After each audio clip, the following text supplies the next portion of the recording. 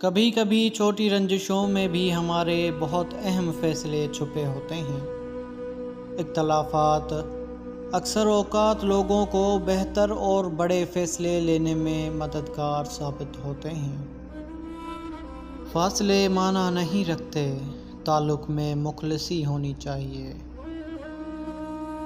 دنیا میں سب سے زیادہ مطمئن لوگ وہ ہیں جنہیں اپنے معاملات اللہ تعالیٰ کے سپرد کرنے کی عادت ہو۔ اللہ سے یہ دعا کرتے رہنا چاہیے کہ کسی ایسی جگہ دل کو ذلیل نہ ہونے دے کہ اچھے اخلاق سے بھروسہ اڑ جائے۔ ہجرت کرنے والا کبھی گھاٹے میں نہیں رہتا۔ اللہ راضی رہے گا تو جگ راضی رہے گا، وہ ناراض ہوگا تو نعمتوں سے خوشبو اڑ جائے گی۔ جب جب ہماری روح پر چھوٹے چھوٹے گناہوں کا بوجھ بڑھ جاتا ہے، سکون مانگتی ہے جو صرف سجدے میں ہے۔ دوسروں کو نقصان پہنچائے بغیر، بدنام کیے بغیر، حسد کیے بغیر، ان سے الجھے بغیر آگے نکل جانے کا ہنر سیکھیں۔ چوروں میں رہو گے تو چور ہو جاؤ گے۔ احساس کے رشتے دستک کے محتاج نہیں ہوتے، یہ تو خوشبو کی طرح ہوتے ہیں جو بند دروازوں سے بھی گزر جاتے ہیں۔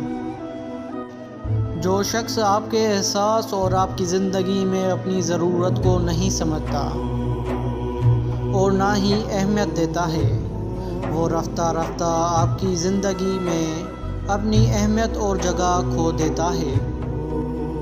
زندگی میں جب خوشی اور سکون کم ہو جائے تو سیر پر نکل جاؤ، تمہیں راستے میں سکون بھی ملے گا اور خوشی بھی۔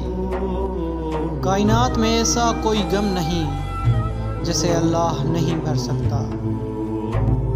کوئی کسی کا منتظر نہیں ہوتا، ہم خود کو بے وقوف بناتے ہیں۔ تم جب عزیزوں، رشتہ داروں، اولاد اور دوستوں سے چڑھنے لگو تو جان لو اللہ تم سے ناراض ہے، اور تم جب اپنے دل میں دشمنوں کے لیے رحم محسوس کرنے لگو تو سمجھ لو تمہارا خالق تم سے راضی ہے۔ غم بڑی مفید چیز ہے، یہ اللہ کی رضا کو سمجھنے کا ایک طریقہ ہے، اپنی شخصیت اور عاقبت کو سنوارنے کے لیے اہم ہے۔ غم نہ ہو تو زندگی آدھی رہ جائے۔ انسان پیدائشی طور پر کسی سے نفرت نہیں کرتا، نفرت کرنا اسے سکھایا جاتا ہے۔ والدین سکھاتے ہیں، اسکول کی کتابیں سکھاتی ہیں، میڈیا سکھاتا ہے، ورنہ انسان کی فطرت تو محبت کرنا ہے۔ ضروری نہیں کہ آپ کی زندگی میں بے چینی یا خیالی پن کسی شخص کے جانے، کسی خواہش کے پورا نہ ہونے یا کسی چیز کے نہ ملنے کی وجہ سے ہو۔